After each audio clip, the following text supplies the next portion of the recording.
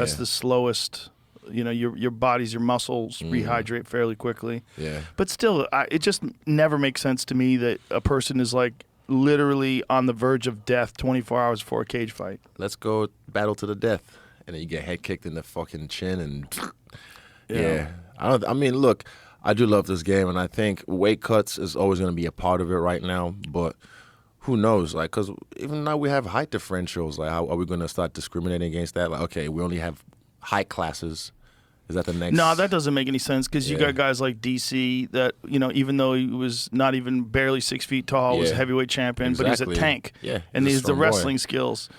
I think that the way to do it really is to have more weight classes. I think when you have the big gaps, like 85 to 205 is 20 pounds. That's crazy. That's such a big-ass gap. And then, you know, 205 if you want to start fighting heavyweight, and then you're dealing with guys like Francis, who's a natural 265. That's such a gap. They should have the ones in between. Okay, they take it.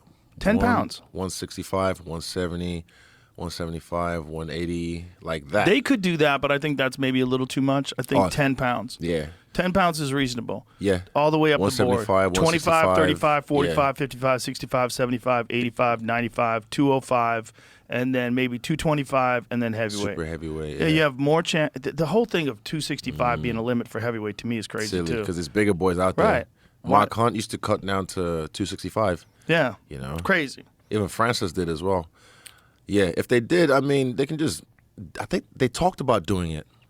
They talked about doing it recently. Maybe last year, I think. They talked about adding more weight classes, but then I never heard anything I know about it California was flirting with it. Okay, maybe that's what I saw. They should have it everywhere. There's too many gaps. They're too wide. Like, there's too many tweeners. Yeah. You know, too many guys that are too small to fight at 170, but they really can't make 55 healthy.